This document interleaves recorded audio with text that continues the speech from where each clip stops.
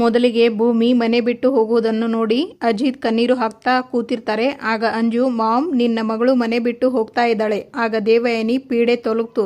ಇನ್ನು ಅವರ ಅಮ್ಮನ್ನ ಒದ್ದು ಓಡಿಸೋದು ಒಂದು ಬಾಕಿ ಇದೆ, ಬಾ. ಆಗ ಭೂಮಿ, ಸತ್ಯಣ್ಣ, ನೀವು ಮನೆಗೆ ಹೋಗ್ಲಿಲ್ವಾ? ಆಗ ಸತ್ಯಣ್ಣ, ಇಲ್ಲಿ ಇರುವುದು ನಮ್ಮ ಮನೆ, ಅಲ್ಲಿ ಇರುವುದು ಸುಮ್ಮನೆ. ಹಾಗಾಗಿ ನಾನು ಇನ್ನೂ ಮನೆಗೆ ಹೋಗಿಲ್ಲ. ನನ್ನ ತಂಗಿ ಈ ಮನೆ ಬಿಟ್ಟು ಹೋಗಬಾರ್ದು ಅಂತ ಕಾವಲು ನಿಂತಿದ್ದೀನಿ. ಸತ್ಯಣ್ಣ, ನೀವು ಇಲ್ಲಿಂದ ಹೊರಡಿ, ನಾನು ಇಲ್ಲಿಂದ ಹೊರಡ್ತೀನಿ. ಈ ಪ್ರಪಂಚನೇ ಎದುರು ಹಾಕೊಂಡು ನಮ್ಮ ಸಾಹೇಬ್ರು ಅಗ್ನಿಸಾಕ್ಷಿಯಾಗಿ ನನಗೆ ತಾಳಿ ಕಟ್ಟಿ ಈ ಮನೆಗೆ ಕರ್ಕೊಂಡು ಬಂದರು. ಅಷ್ಟೇ ಅಲ್ಲ, ನನಗೆ ಈ ಮನೆಯಲ್ಲಿ ಒಂದು ಸ್ಥಾನ, ಮಾನ, ಘನತೆ, ಗೌರವ ಎಲ್ಲಾನು ತಂದು ಕೊಟ್ಟರು. ಆದರೆ ಈಗ ಅದೇ ಮನುಷ್ಯನಿಗೆ ನಾನು ಬೇಡವಂತೆ ಸತ್ಯಣ್ಣ. ಸರಿ, ಆಗಿದ್ದು ಎಲ್ಲ ಆಗಿ ಹೋಯ್ತು. ಸಾಹೇಬ್ರ ಹತ್ರ ಹೋಗಿ ಅತ್ತು ಗೋಗರ್ದು ಕ್ಷಮೆ ಕೇಳಿ ನಾನು ಇಲ್ಲೇ ಇರ್ತೀನಿ ಅಂತ ಕೇಳಬಹುದು. ಆದರೆ ಏನಂತ ಕೇಳಿ ಸತ್ಯಣ್ಣ? ಹಾಗೆ ಕೇಳೋ ಅಧಿಕಾರ ನನಗೆ ಇಲ್ಲ. ಯಾಕಂದರೆ ಅವರ ನಿಜವಾದ ಹೆಂಡತಿ ನಾನು ಅಲ್ಲ. ನಾನು ಸಾಹೇಬ್ರನ್ನ ಮದುವೆಯಾಗಿ ಬಂದಿರೋದು 1 ವರ್ಷದ ಮಟ್ಟಿಗೆ ಕಾಂಟ್ರಾಕ್ಟ್ ಹೆಂಡತಿ ಸತ್ಯಣ್ಣ. ನಾನು ಸಾಹೇಬ್ರಿಗೆ ಬಾಡಿಗೆ ಹೆಂಡತಿ, ಈ ಮನೆಗೆ ಬಾಡಿಗೆ ಸೊಸೆ ಅಷ್ಟೇ ಸತ್ಯಣ್ಣ. 1 ವರ್ಷ ಮುಗೀತು, ನನ್ನ ಒಪ್ಪಂದ ಮುಗೀತು. ಇನ್ನು ನಾನು ಹೊರಡುವಂತಹ ಸಮಯನೂ ಬಂತು. ನಾನು ಹೋಗ್ತೀನಿ. ಆಗ ಸತ್ಯಣ್ಣ, ನನಗೆ ಅದೆಲ್ಲ ಗೊತ್ತಿದೆ. ನಿನ್ನ ಮಾತಿಗೆ ಎಲ್ಲ ನಾನು ಒಪ್ಕೋತೀನಿ. ಆದರೆ ಒಂದು ಮಾತು ತಿಳ್ಕೊ, ನೀನು ಈ ಮನೆಗೆ ಬಂದಿದ್ದು ಕೇವಲ ವೀರಣ್ಣನ ಮಗಳಾಗಿ. ಆದರೆ ಈಗ ವಾಪಸ್ ಹೋಗ್ತಾ ಇರೋದು ಒಬ್ಬ ದೊಡ್ಡ ವ್ಯಕ್ತಿ ರಾಮನಾರಾಯಣ್ ಸಂಗೀತ ಅವರ ಸೊಸೆಯಾಗಿ, ಈ ಮನೆಯ ಯಜಮಾನಿ ಭ್ರಮರಾಂಬ ದೇವಿ ಮೊಮ್ಮಗಳಾಗಿ, ಶ್ರವಣ್ ಶಾರದಾ ದಂಪತಿಗಳ ಮಗಳಾಗಿ. ಅಷ್ಟೇ ಯಾಕೆ, ಈ ದೇವರ ಸನ್ನಿಧಿ ಮನೆಯ ಯುವರಾಣಿಯಾಗಿ. ಕೊನೆಯದಾಗಿ ಹೇಳಬೇಕೋ ಬೇಡವೋ ಗೊತ್ತಿಲ್ಲ, ಆದರೆ ಬಾಯ್ಬಿಟ್ಟು ಹೇಳ್ತೀನಿ, ಈ ಸತ್ಯನ ತಂಗಿಯಾಗಿ. ಈ ಐಡೆಂಟಿಟಿಗಳನ್ನೆಲ್ಲ ಬಿಟ್ಕೊಂಡು ನೀನು ಮನೆ ಬಿಟ್ಟು ಹೋಗ್ತೀಯಾ ಅಂದರೆ ಹೋಗು, ನಂದೇನು ಅಭ್ಯಂತರ ಇಲ್ಲ. ಈ ಐಡೆಂಟಿಟಿಗಳನ್ನು ನಾನು ಕೇಳ್ಕೊಂಡು ಬಂದಿಲ್ಲ, ತಾನಾಗೇ ನನಗೆ ಬಂದಿದ್ದು ಇದ್ದಲ್ವಾ.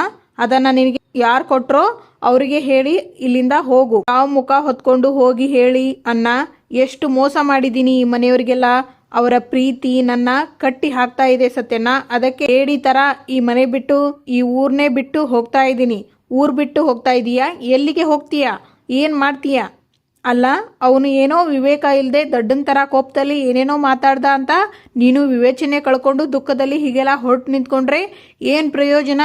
ಅವನಿಗೂ ನಿನಗೂ ಏನು ವ್ಯತ್ಯಾಸ ಬಿತ್ತು? ಛೇ, ಇನ್ನು ನನ್ನ ಮನಸ್ಸಲ್ಲಿ ನಾನು ತಾಪನ ತಡೆದು ಇಟ್ಕೊಳ್ಳಲ್ಲ, ಹೇಳೇ ಬಿಡ್ತೀನಿ. ನೋಡು, ಇವತ್ತು ಒಂದು ಮಾತು ನಿನಗೆ ಸತ್ಯ ಹೇಳ್ತಾ ಇದ್ದೀನಿ. ಇದನ್ನು ಅಜಿತ ನನ್ನ ಹತ್ರ ಮಾತು ಕೊಟ್ಟಿದ್ದ, ಯಾರಿಗೂ ಹೇಳಬೇಡ ಅಂತ ಒತ್ತಿ ಒತ್ತಿ ಹೇಳಿದ್ದ. ಆದರೂ ಹೇಳ್ತಾ ಇದ್ದೀನಿ, ಭೂಮಿ ಈ ಮನೆ ಮುರಿಬಾರ್ದು ಅನ್ನೋ ಒಂದೇ ಒಂದು ಕಾರಣಕ್ಕೆ ನನ್ನ ಮಾತು ಮುರಿದ್ರೂ ಪರವಾಗಿಲ್ಲ ಅಂತ ಹೇಳ್ತಾ ಇದ್ದೀನಿ. ಅಜಿತ ನಿನ್ನನ್ನು ತುಂಬ ಪ್ರೀತಿ ಮಾಡ್ತಾ ಇದ್ದಾನೆ. ಆಗ ಭೂಮಿ ನನ್ನ ಈ ಮನೆಯಲ್ಲಿ ಉಳಿಸ್ಕೊಬೇಕು ಅಂತ ಇದೊಂದು ಸುಳ್ಳ ಸತ್ಯನ? ಹಾಗಂತೀಯ ನೀನು? ಕೆಲವು ತಿಂಗಳುಗಳ ಹಿಂದೆ ನಚ್ಚಿ ಜೊತೆಗೆ ನೀನು ಫಾರಿನ್ಗೆ ಹೋಗೋಕೆ ತಯಾರಾಗಿದ್ದೆ. ಆಗ ಇದೇ ಸುಟ್ಕೇಸ್ ತಾನೇ ನೀನು ತಗೊಂಡು ಹೋಗಬೇಕು ಅಂದ್ಕೊಂಡಿದ್ದು? ಇದೇ ತಾನೇ? ಹೌದು. ಹಾಗಿದ್ರೆ ತಗಿ, ಇದನ್ನು ತಗಿ ಭೂಮಿ, ಹೇಳ್ತೀನಿ ಕೇಳು, ತಗಿ. ಏನಿದೆ ಸತ್ಯನ ಇದರಲ್ಲಿ? ಹುಡುಕಿದರೆ ಜಗತ್ತೇ ಇದೆ. ಅದರಲ್ಲಿ ಒಂದು ಪತ್ರ ಇದೆ, ತಗೋ. ಏನಿದು? ಏನು ಪತ್ರ? ಅದನ್ನು ಓದು, ನಿನಗೆ ಅರ್ಥ ಆಗುತ್ತೆ. ಅಜಿತ್ ಬರೆದ ಪತ್ರವನ್ನು ಭೂಮಿ ಓದ್ತಾರೆ. ನನ್ನ ಮುದ್ದಿನ ಹೆಂಡತಿಗೆ ಕಾಂಟ್ರಾಕ್ಟ್ ಮ್ಯಾರೇಜ್ ಆದಮೇಲೆ ನಿನಗೆ ಲವ್ ಲೆಟರ್ ಬರೆಯೋ ದಿನ ಬರುತ್ತೆ ಅಂತ ನಾನು ಎಕ್ಸ್ಪೆಕ್ಟೇ ಮಾಡಿರಲಿಲ್ಲ. ಮೊದಲನೇ ಸಲ ದೇವಸ್ಥಾನದಲ್ಲಿ ಭೇಟಿಯಾದಾಗ ಆ ಭೇಟಿ ನಮ್ಮನ್ನು ಇಲ್ಲಿವರೆಗೂ ಕರ್ಕೊಂಡು ಬರುತ್ತೆ ಅಂತ ನಾನು ಜೀವನದಲ್ಲೇ ಅಂದ್ಕೊಂಡೇ ಇರಲಿಲ್ಲ. ನಿನ್ನ ಸ್ವಾಭಿಮಾನ, ನಿನ್ನ ಛಲ, ನಿನ್ನ ಹಠ, ಸ್ವಲ್ಪ ಪೆದ್ದತನ, ಇದೆಲ್ಲನೂ ನನಗೆ ತುಂಬ ಇಷ್ಟ ಆಯಿತು. ಅದರ ಜೊತೆ ಈ ಮನೆಯವರೆಲ್ಲ ನಿನ್ನ ಇಷ್ಟಪಡುವಂಥ ನಿನ್ನ ಒಳ್ಳೆತನ, ಇದೆಲ್ಲನೂ ನನಗೆ ಇಷ್ಟ ಆಯಿತು. 1 ವರ್ಷ ಆದಮೇಲೆ ನೀನು ನನ್ನ ಬಿಟ್ಟು ಹೋಗ್ತೀಯಾ ಅನ್ನೋದನ್ನು ನಾನು ಇಮ್ಯಾಜಿನ್ನು ಮಾಡ್ಕೊಳ್ಳೋಕೆ ಆಗ್ತಾ ಇಲ್ಲ ಭೂಮಿ. ನೀನು ಇಲ್ಲದೆ ಇರೋ ಜೀವನ ಹೇಗಿರುತ್ತೆ ಅಂತ ಇಮ್ಯಾಜಿನ್ ಮಾಡ್ಕೊಳ್ಳೋದಕ್ಕೆ ಭಯ ಆಗ್ತಾ ಇದೆ. ಪ್ಲೀಸ್ ನನ್ನ ಬಿಟ್ಟು ಹೋಗಬೇಡ ಭೂಮಿ. ಮುಂಚೆ ನಾನು ಮಾತಾಡ್ತಾನೇ ಇರಲಿಲ್ಲ. ನೀನು ಮಾತು ಶುರು ಮಾಡಿದರೆ ಮಾತು ನಿಲ್ಲಿಸ್ತಾನೇ ಇರಲಿಲ್ಲ. ನಮ್ಮಿಬ್ಬರ ಮಧ್ಯೆ ಈ ಚಿಕ್ಕ ಪುಟ್ಟ ಜಗಳಗಳು ಯಾವಾಗಲೂ ಆಗ್ತಾನೇ ಇತ್ತು. ಯೂಶ್ವಲಿ ಎಲ್ಲರೂ ಅಂದ್ಕೊಳ್ಳೋದು ಜಗಳ ಬೇಡವೇ ಬೇಡಪ್ಪ, ನೆಮ್ಮದಿಯಾಗಿ ಇರೋಣ ಅಂತ. ಆದರೆ ನಿನ್ನ ಜೊತೆ ಜಗಳ ಆಡಲಿಲ್ಲ ಅಂದರೆ ನನಗೆ ನೆಮ್ಮದಿನೇ ಇರಲ್ಲ. ಈ ಸಿಡುಕ್ ಮೂತಿ ಸಿದ್ದಪ್ಪನ ಜೀವನ ಪೂರ್ತಿ ಸಹಿಸ್ಕೊಂಡು ಜೊತೆಲೇ ಇರ್ತೀಯ ಭೂಮಿ. ನನ್ನ ಪ್ರೀತಿನ ನೀನು ಒಪ್ಕೊಳ್ಳೇಬೇಕು ಅಂತ ನಾನು ನಿನಗೆ ಬಲವಂತ ಮಾಡಲ್ಲ. ಹಾಗಂತ ನೀನು ಒಪ್ಕೊಳ್ಳಿಲ್ಲ ಅಂದ ಮಾತ್ರಕ್ಕೆ ನಾನು ನಿನ್ನನ್ನು ದ್ವೇಷಿಸಲ್ಲ. ಈಗಿನಷ್ಟೇ ಪ್ರೀತಿಸ್ತೀನಿ, ಇದಕ್ಕಿಂತ ಜಾಸ್ತಿ ಪ್ರೀತಿಸ್ತೀನಿ. ನನ್ನ ಮೊದಲನೇ ಪ್ರೀತಿ ಸಾಹಿತ್ಯ ಆಗಿರಬಹುದು, ಆದರೆ ನನ್ನ ಜೀವನದ ಕೊನೆ ಪ್ರೀತಿ ನೀನಾಗಿರಬೇಕು Bhoomi. I love you so much. ಸತ್ಯನ, ಇದೆಲ್ಲ ನಿಜನಾ? ನನಗೆ ನಂಬೋದಕ್ಕೆ ಆಗ್ತಾ ಇಲ್ಲ. ನನ್ನ ಸಾಹೇಬರು ನನ್ನನ್ನು ಇಷ್ಟೊಂದು ಪ್ರೀತಿಸ್ತಾ ಇದ್ದಾರಾ? ಹೌದು. ಸಾಹಿತ್ಯನೇ ಮರೆಸೋ ಅಷ್ಟು ನಿನ್ನ ಮೇಲೆ ಪ್ರೀತಿ ಹುಟ್ಟಿದೆ ಅಂದರೆ ನೀನು ಯೋಚನೆ ಮಾಡು. ಸಂಗೀತಮ್ಮ ಕೋಮಾಗೆ ಹೋದ್ರು ಅಂತ ಅಪಾರ್ಥ ಮಾಡಿಕೊಂಡು ಅವನು ನಿನ್ನ ಬೈದ ಅಷ್ಟೇ, ಆದರೆ ಅವನ ಮನಸ್ಸಲ್ಲಿ ನಿನ್ನ ಬಗ್ಗೆ ಅಗಾಧವಾದ ಪ್ರೀತಿ ತುಂಬಿಕೊಂಡಿದೆ. ಸತ್ಯನಾ, ನೀವು ಹೇಳ್ತಾ ಇರೋದೆಲ್ಲ ನಿಜನಾ? ಹ್ಞೂ ಭೂಮಿ, ಇಷ್ಟೆಲ್ಲ ಆರಾಧಿಸೋ ಆ ಹುಡುಗನಿಗೆ ನಿನಗೊಂದು ಚೂರು ಬೈಯೋ ಅಧಿಕಾರ ಇಲ್ವಾ? ಅಷ್ಟು ಮಾತ್ರಕ್ಕೆ ಅವನನ್ನು ಬಿಟ್ಟು ನೀನು ಹೋಗ್ಬಿಡ್ತೀಯಾ? ನಿನಗೆ ಕೇಳ್ತಾ ಇರೋದು, ಹೇಳು, ನಿರ್ಧಾರ ನಿಂದು. ಇಲ್ಲ ಸತ್ಯನಾ, ನಾನು ಸಾಹೇಬ್ರನ್ನ ಬಿಟ್ಟು ಎಲ್ಲೂ ಹೋಗಲ್ಲ. ಯಾಕಂದರೆ ನಾನು ಅವರನ್ನು ತುಂಬ ಪ್ರೀತಿಸ್ತಾ ಇದ್ದೀನಿ. ಈಗಲೇ ಹೋಗಿ ಸಾಹೇಬ್ರ ಹತ್ರ ಎಲ್ಲ ಹೇಳ್ಕೊತೀನಿ. ಸದ್ಯ ಈಗ ನನ್ನ ಎದೆ ಭಾರ ಇಳಿತು. ಈಗ ಅಸಲಿ ಪ್ರೇಮ ಕತೆ ಅಲ್ಲಿ ಶುರು ಆಗುತ್ತೆ. ಇದಕ್ಕೆ ಈ ಸತ್ಯನ ಮಾತೆ ಸಾಕ್ಷಿ. ಆಗ ಅಜಿತ್, ಏ ಬಾಯ್ ಬಡಕಿ, 1 ವರ್ಷದಿಂದ ನನ್ನ ಜೊತೆ ಇದೆಯಾ? ಇದೇ ರೂಮಲ್ಲಿ ನಾವಿಬ್ಬರು ಒಟ್ಟಿಗೆ ಸಂಸಾರ ಮಾಡಿದ್ದೀವಿ. ನಿನಗೆ ತಿನ್ನೋದ್ರಲ್ಲಿ ನನಗೆ ಏನು ಇಷ್ಟ ಅಂತ ಗೊತ್ತು. ನಾನು ಬಟ್ಟೆ ಹಾಕಿಕೊಳ್ಳೋದ್ರಲ್ಲಿ ಯಾವ ಬಟ್ಟೆ ಇಷ್ಟ ಅಂತ ಗೊತ್ತು. ನಾನು ಯಾವ ಟೈಮಲ್ಲಿ ಏನು ಮಾಡ್ತೀನಿ ಅನ್ನೋದೆಲ್ಲ ಗೊತ್ತು.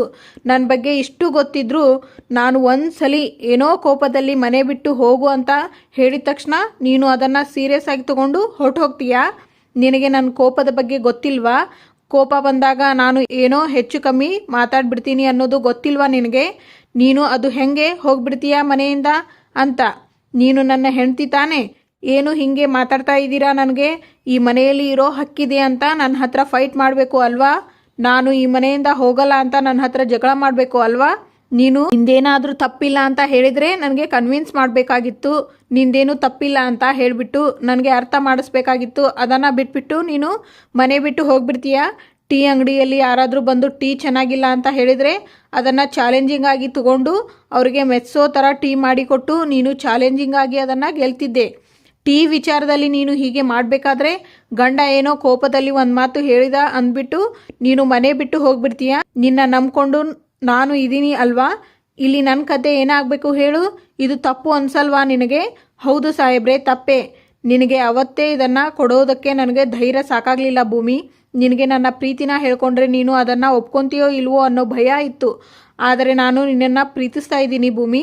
ಇವಾಗ ನೀವು ಹೇಳಿದ್ರಲ್ಲ, ಅದನ್ನು ನನ್ನ ಕಣ್ಣಲ್ಲಿ ಕಣ್ಣಿಟ್ಟು ಹೇಳಿ, ನಿನ್ನನ್ನು ಪ್ರೀತಿಸ್ತಾ ಇದ್ದೀನಿ ಭೂಮಿ, ನನ್ನ ಕಣ್ಣಲ್ಲಿ ಕಣ್ಣಿಟ್ಟು ಹೇಳಿ ಅಂದಿದ್ದು. ನಾನು ನಿನ್ನನ್ನು ತುಂಬ ಪ್ರೀತಿಸ್ತಾ ಇದ್ದೀನಿ ಭೂಮಿ. ಸಾಹೇಬ್ರೆ ಅಂತ ಹಾಗೆ ಮಾಡ್ತಾರೆ ಅಜಿತ್ನ. ಸಾಹೇಬ್ರೆ, ನೀವು ನನ್ನ ಪ್ರೀತಿಸೋಕ್ಕಿಂತ ಮುಂಚೆನೇ ನಾನು ನಿಮ್ಮನ್ನು ಪ್ರೀತಿಸ್ತಾ ಇದ್ದೆ. ಹೌದು ಸಾಹೇಬ್ರೆ, ಐ ಲವ್ ಯು. ಹೌದು ಸಾಹೇಬ್ರೆ, ಆ ಅಶ್ವಿನಿ ಹೇಳಿದ ಸುಳ್ಳಿಂದ ತಾನೇ ನೀವು ನನ್ನ ತಪ್ಪಾಗಿ ಅರ್ಥ ಮಾಡ್ಕೊಂಡಿದ್ದು. ಅಶ್ವಿನಿ ಹೇಳಿದ್ದು ಸುಳ್ಳ? ಹೌದು ಸಾಹೇಬ್ರೆ, ಅಶ್ವಿನಿ ಹೇಳಿದ್ದೆಲ್ಲ ಸುಳ್ಳು. ಅದನ್ನು ನೀವು ನಂಬ್ಕೊಂಡು ನನ್ನ ಮೇಲೆ ಕೂಗಾಡಿ ಮನೆ ಬಿಟ್ಟು ಹೋಗೋ ಅಂತ ಹೇಳಿದ್ರಿ. ನಾನು ತಪ್ಪಾಗಿ ಅರ್ಥ ಮಾಡ್ಕೊಂಡ್ಬಿಟ್ಟೆ ಸಾಹೇಬ್ರೆ ನಿಮ್ಮನ್ನು. ನೀವು ಆಗಲೇ ನನ್ನ ಫೋಟೋ ಮುಂದೆ ಹೇಳ್ತಾ ಇದ್ರಿ ಅಲ್ವಾ ಭೂಮಿ, ನೀನು ನನ್ನ ಜೊತೆ ಫೈಟ್ ಮಾಡಬೇಕಿತ್ತು ಅಂತ. ನಾನು ಅದೇ ರೀತಿ ಫೈಟ್ ಮಾಡಬೇಕಿತ್ತು. ನಾನೇ ದಡ್ಡಿ ಸಾಹೇಬ್ರೆ. ಇನ್ಯಾವತ್ತೂ ನಾನು ನಿಮ್ಮನ್ನು ಬಿಟ್ಟು ಹೋಗಲ್ಲ ಸಾಹೇಬ್ರೆ. ಆಗಿದ್ದೆಲ್ಲ ಆಗಿ ಹೋಯ್ತು ಭೂಮಿ. ಒಂದು ಕೆಟ್ಟ ಕನಸು ಅಂತ ಇಬ್ಬರು ಮರ್ತು ಬಿಡೋಣ. ಇನ್ಮೇಲಾದರೂ ನಾವಿಬ್ಬರು ನಿಜವಾದ ಗಂಡ ಹೆಂಡತಿ ಥರ ಇರೋಣ ಸಾಹೇಬ್ರೆ. ನನ್ನ ಮನಸ್ಸಿನ ಆಳದಲ್ಲಿ ನೀವು ನನ್ನ ಗಂಡನೇ.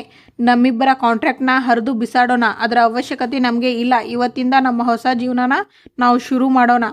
ನಾವು ಶಾಸ್ತ್ರೋಕ್ತವಾಗಿ ಮದುವೆ ಆಗೋಣವಾ? ಸೀತಾರಾಮ ದೇವಸ್ಥಾನದಲ್ಲಿ ಶಾಸ್ತ್ರೋಕ್ತವಾಗಿ ಅಲ್ವಾ ನೀವು ನನಗೆ ತಾಳಿ ಕಟ್ಟಿದ್ದು? ಅದನ್ನೇ ನಮ್ಮ ಮದುವೆಯಾದ ದಿನ ಅಂತ ಅಂದ್ಕೊಳ್ಳೋಣವಾ? ಬೇಡ ಭೂಮಿ, ಇಲ್ಲಿವರೆಗೂ ಆದಂಥ ಅನುಮಾನಗಳು, ಅವಮಾನಗಳು, ನಮ್ಮಿಬ್ಬರ ಮಧ್ಯೆ ಆದಂಥ ಇಷ್ಟು ಜಗಳಗಳು, ಇದು ಎಲ್ಲ ಇವತ್ತಿಗೆ ಮುಗಿದು ಹೋಯಿತು. ಇವತ್ತಿನ ದಿನಾನೇ ನಮ್ಮಿಬ್ಬರ ಮದುವೆ ಆಗಿದ್ದ ದಿನ ಅಂತ ಅಂದ್ಕೊಳ್ಳೋಣವಾ? ಬ್ಲಡ್ಡಿಂದ ಭೂಮಿಗೆ ಕುಂಕುಮ ಹಚ್ತಾರೆ. ಇವತ್ತಿಗೆ ಇಲ್ಲಿನ ಸಂಚಿಕೆ ಮುಕ್ತಾಯವಾಗುತ್ತದೆ. ಮುಂದಿನ ಸಂಚಿಕೆಯಲ್ಲಿ ಆಗ ಅಜಿತ್, ಮುಗೀತು ನಿನ್ನ ನಾಟಕ. ಜೀವನದಲ್ಲಿ ಒಂದ್ಸಲಿ ನಿನ್ನನ್ನು ನಂಬಿ ನಾನು ಯಾಮಾರಿದ್ದಕ್ಕೆ ಜನ್ಮ ಕೊಟ್ಟಿದ್ದ ತಾಯಿ ಸಾವಿನ ಬಾಗಿಲನ್ನು ತಟ್ಟಿ ಹೊರಗಡೆ ಬಂದ್ಲು. ನೀನು ನನ್ನ ಜೀವನದಲ್ಲಿ ಹೊಡೆದಿರೋ ಏಟಿಗೆ ಒಳಗಡೆ ಸತ್ತು ಹೋಗಿದ್ದೀನಿ. ಒಳ್ಳೆ ರೀತಿಯಲ್ಲಿ ನಿನಗೆ ಕೈ ಮುಗಿದು ಕೇಳ್ತಾ ಇದ್ದೀನಿ, ನನ್ನನ್ನು ನನ್ನ ಮನೆಯಲ್ಲಿ ಇರೋರ್ನ ಬಿಟ್ಟು ಇಲ್ಲಿಂದ ಹೋಗ್ಬಿಡು. I say get out. Thank you for watching.